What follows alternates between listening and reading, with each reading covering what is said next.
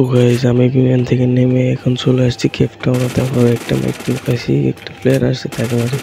দেখতেছি যে বিবেশ যারা গেমিং ফোর্সে যারা আফু পড়ার কারণে ভাবতেছি যারা আফুকে আমরা ফিটাবো, কিন্তু ফিটাতে পারলাম না। ফুল ভিডিওটা দেখুন। তারপর আমি গাড়ি নিয়ে চলে আসছি টোকেন ক্লেম করার জন্য। হয়তো আমাদের টিমমেটগুলো মরে যেতে পারে রিভাইভ দেওয়ার জন্য। দেখতেছি যে দুইটা মারা গেছে। এদিকে আসতে দেখি আমাদের প্লেয়ার রিভাইভ দিয়ে দিছে তাকে। তা আমি এখান থেকে মেশিন গান এক্সট্রা নিয়ে নিই। মেশিন গান এক্সট্রা নেওয়ার পরে আমি বিল্ডিংটার উপরে উঠতে যাচ্ছি এবং গাড়িটা রেখে যাচ্ছি এখানে। পরে যেহেতু নামার সময় নাম করতে পারে, নিয়ে যেতে পারি গাড়িটা।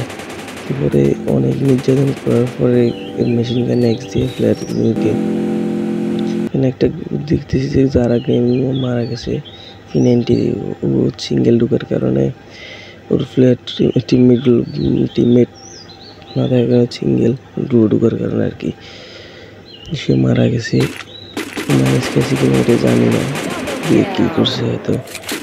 তারপরে আমি এখান দিয়ে একটা কিল করে ফ্রি কিল জোন চলে আসছে। আমি এখান থেকে চলে যেতে হবে, আমার গাড়িটা নিয়ে চলে যেতে হবে। নিচে আইসা দেখি যে গাড়িটা নাই, আমার টিমমেট নিয়ে গেছে। পাশে একটা প্লেয়ার আছে, তাকে এখন আমি মারতে চাইলে ও আমাকে মারা দিবে। ওর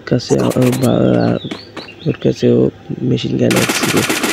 আমার দুইজন টিমমেট বেঁচে আসে, দেখতেছি আমাদের পুরো টিমমেট দুইজন। এখানে আমি দিয়ে এখানে চেষ্টা করতেছি কিন্তু পারতেছি না। এইখানে